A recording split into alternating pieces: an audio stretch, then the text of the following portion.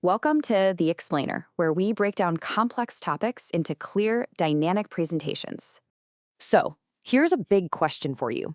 Is a nation's future already written? Today, we're going to dive into that by looking at some really fascinating prophecies, both ancient and modern, all about the future of Iran's government. And, with everything going on in the world, this topic feels more relevant than ever. Now, listen to this. A time will come when wolves wear the clothes of sheep, and religion becomes a shop for business. Sounds like something you'd read online today, right? Well, get this. That's a prediction from centuries ago, from a mystic whose work has been censored again and again. And that censorship? Well, that's our first big clue. Okay, so our first stop is this censored prophecy. We're talking about the forbidden verses of a 14th-century poet, a man named Shah Nematollah Vali.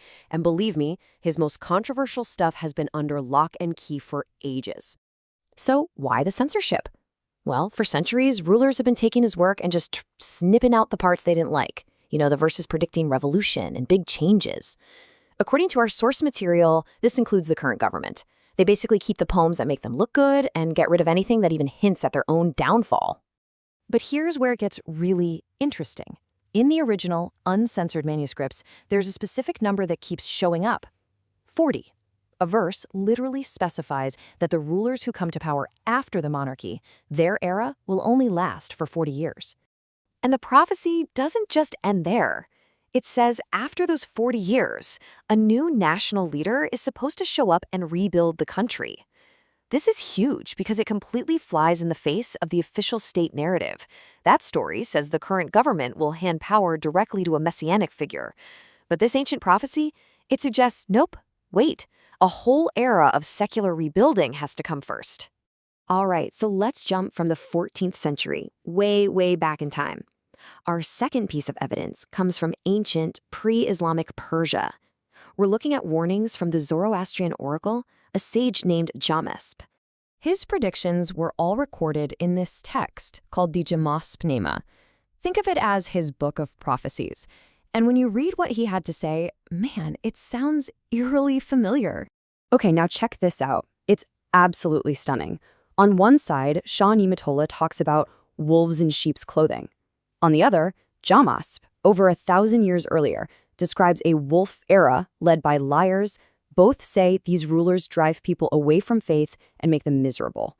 Two prophecies separated by a millennium describing the exact same kind of corrupt, religion-based rule. And Jamasb gets even more specific about this so-called wolf era. He talks about a red death, meaning war, and a white death, meaning famine and disease. He predicts incompetent people will take power. But here's a kicker. He also says the regime will collapse from within. And maybe most importantly, he claims it will be the shortest era in Iran's history. So amidst all that darkness, there's this really specific, hopeful note. It'll be brief, and it will destroy itself. Okay, let's widen our net a bit. We're heading to Europe now to talk about probably the most famous seer in history, Nostradamus. And it turns out he had a lot to say about the Middle East. I mean, he didn't really beat around the bush. He wrote explicitly about Persia and described this huge military conflict centered right there in the Persian Gulf. So people who interpret his writings see a clear prediction of a large-scale naval and air war. It involves Persia and its Arab rivals. But here's the really wild part. He says Persia will be allied with a power from the north. He calls it Aquilon, which tons of people believe is a reference to Russia.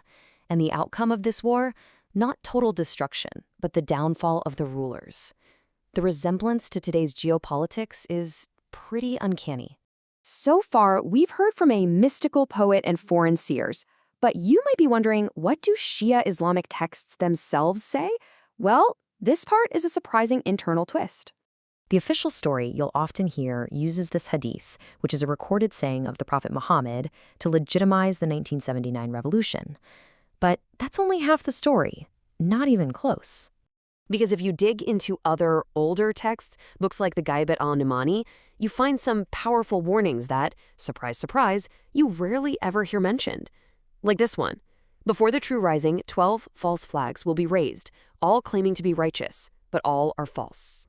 So this means that even within the religious tradition itself, there are powerful warnings against the very type of government that claims to represent it. These texts actually frame this kind of rule as a test for believers, not the final destination. It's a trial to be overcome. Okay, let's set aside the ancient texts for a moment and look at our final piece of evidence. This one's a little different. We're talking about the mathematical patterns of political astrology. Political astrologers that are source sites have mapped out Iran's modern history against planetary cycles, and the patterns are striking. 1979, a new Saturn-Jupiter cycle begins. Boom, the Iranian Revolution. 2009, Uranus, the planet of rebellion, creates pressure, the Green Movement. 2019, Saturn and Pluto align, a symbol of repression, the Bloody Aban protests. And right now, 2024 to 2026, Pluto, the planet of death and rebirth, enters Aquarius, the sign of the people. They predict this is a major period of revolutionary change. And they claim this current period, with Pluto moving into Aquarius, is the most significant astrological transit for revolutionary change in decades. They see it as a final push that will dismantle old dictatorial structures, not just in one place, but with Iran as a key focal point of this global energy. Okay, we've looked at evidence from across centuries and cultures. So what's the takeaway? What's the final verdict here? Well, let's just recap. We've got the mystic with a 40-year timeline. We have the ancient with his wolf era.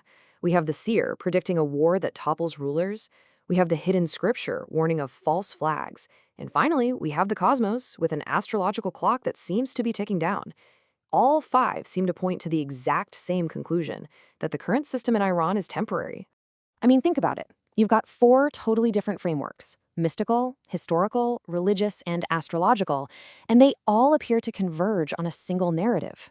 It's a remarkable convergence of clues, each one echoing this theme of an inevitable transformation that ends not in some apocalypse, but in the downfall of a particular regime. We've presented the prophecies just as they're described in our source material. And that leaves us with one final big question. Is all of this a case of history being guided by some unseen hand, or are we just really good at seeing the patterns we want to find? What you choose to believe, well, that's up to you.